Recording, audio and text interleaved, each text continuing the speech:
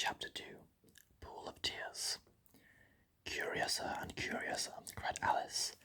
She was so much surprised to find that for the moment she quite forgot how to speak good English. Now I'm opening out like the largest telescope that ever was. Goodbye, feet. For when she looked down at her feet, they seemed to be almost out of sight. They were getting so far off. Oh, my poor little feet. I wonder who will put on your shoes and stockings for you now, dears. But I'm sure I shan't be able. I shall be a great deal too far off to trouble myself about you. You must manage the best way you can. But I must be kind to them, thought Alice, or perhaps they won't walk the way I want to go. Let me see. I'll give them a new pair of boots every Christmas. And she went on planning to herself how she would manage it. They must go by the carrier, she thought, and how funny it'll seem sending presents to one's own feet, and how odd the directions will look. Alice's right foot, Esk, hearthrug, near the fender, with Alice's love. Oh dear, what nonsense I'm talking. Just then her head struck against the roof of the hall. In fact, she was now more than 9 feet high, and she at once took up the little golden key and hurried off to the garden door. Poor Alice, it was as much as she could do, lying down on one side to look through the garden into the garden with her one eye, but to get through was more hopeless than ever. She sat down and began to cry again. You ought to be ashamed of yourself, said Alice. A great girl like you, she might well say this, to go on crying in this way. Stop this moment, I tell you.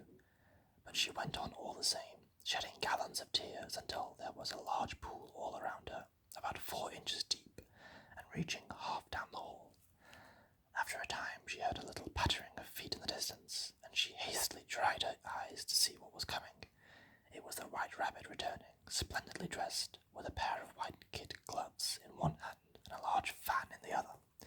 He came trotting along in a great hurry, muttering to himself as he came, Oh, the Duchess, oh, she will be savage if I've kept her waiting. Alice felt so desperate that she was ready to ask help of anyone, so when the rabbit came near her, she began in a low, timid voice, If you please, sir. The rabbit started violently, dropped the white kid gloves and the fan, and scurried away into the darkness as hard as he could go. Alice took up the fan and gloves, and as the hall was very hot, she kept fanning herself all the time she went on talking. Dear, dear, how queer everything is today, and yesterday things went on just as usual. I wonder if I've changed in the night. Let me think. Was I the same when I got up this morning? I almost think I can remember feeling a little different. But if I'm not the same, the next question is, who in the world am I? Ah, that's the great puzzle, and she began thinking all over the children she knew that were the same age as her, to see if she could have changed for any one of them. I'm not sure I'm odder, she said, for her hair goes such long ringlets, and mine doesn't go in ringlets at all. And I'm sure I can't be Mabel, for I know all sorts of things, and she knows such very little. Besides, she's she, and I am I, and, oh dear, how puzzling it all is. I'll try if I know all the things I used to know. Let me see. 4 times 5 is 12, and 4 times 6 is 13, and 4 times 7 is, oh dear, I shall never get to 20 at that rate. However, the multiplication table doesn't signify. Let's try geography. London is the capital of Paris, and Paris is the capital of Rome, and Rome, no, that's all wrong, I'm certain. I must have changed for Mabel. I'll try and say, how doth little, and she crossed her hands on her lap, as if she were saying lessons, and began to repeat it. But her voice sounded hoarse and strange, and the words did not come out as they used to do. How doth the little crocodile improve his shining tail, and pour the waters of the Nile on every golden scale? How cheerfully he seems to grin, how neatly spread his claws, and welcomes little fishers in with gently smiling jaws. I'm sure those are not the right words, said poor Alice, and her eyes filled with tears again as she went on. I must be Mabel after all, and I shall have to go and live in that poky little house, and have next to no toys to play with. and oh, ever so many lessons to learn. No, I've made up my mind about it. If I'm Mabel, I'll stay down here. It'll be no use putting their heads down and saying, "Come up again, dear." I shall only look up and say, "Who am I then? Tell me that first, and then, if I like being that person, I'll come up. If not, I'll stay down here till I'm somebody else." But, oh dear, cried Alice with such a sudden burst of tears, I do wish they would put their heads down. I'm so very tired of being all alone here. As she said this, she looked down at her hands and was surprised to see that she had put on one of the rabbit's little white kid gloves while she was talking. How can I have done that? She thought. I must be growing small again. She got up and went to the table to measure herself by it, and found that, as nearly as she could guess, she was now about 2 feet high, and was going on shrinking rapidly. She soon found out that this was of course the fan she was holding, and dropped it hastily, just in time to avoid shrinking away altogether. That was a narrow escape, said Alice, and a good deal frightened at the sudden change, but very glad to find herself still in existence. And now for the garden, and she ran with all the speed back to the little door, but alas, the little door was shut again, and the little golden key was lying on the glass table, as before, and things are worse than ever, thought poor Alice, for I never was so small as this before, and I declare it's too bad that it is.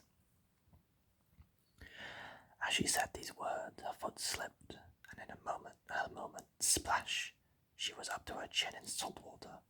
Her first idea was that she had somehow fallen into the sea, and in that case I can go back by railway, she said to herself.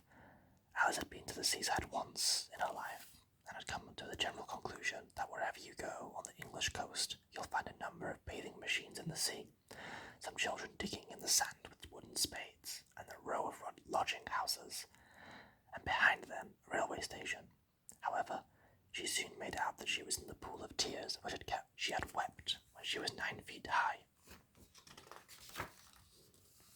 I wish I hadn't cried so much, said Alice, as she swam about, trying to find her way out. I shall be punished for it now, I suppose, by being drowned in my own tears. That will be a queer thing, to be sure. However, everything is queer today.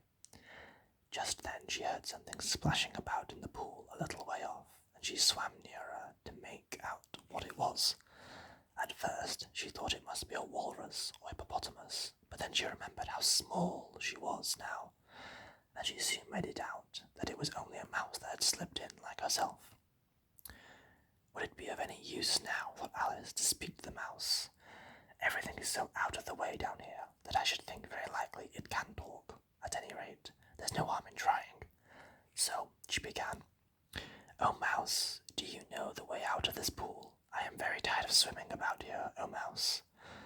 Alice thought this must be the right way of speaking to a mouse. She had never done such a thing before, but she remembered having seen her in her brother's Latin grammar. A mouse of a mouse to a mouse, oh mouse. The mouse looked at her rather inquisitively, and seemed to her to wink with one of its little eyes, but it said nothing. Perhaps it doesn't understand English, thought Alice. I dare say it's a French mouse come over with William the Conqueror. For with all of her knowledge of history, Alice had no very clear notion how long ago anything had happened. So she began again. Oui est machette, which was the first sentence in her French lesson book. The mouse gave a sudden leap out of the water and seemed to quiver, all over with fright.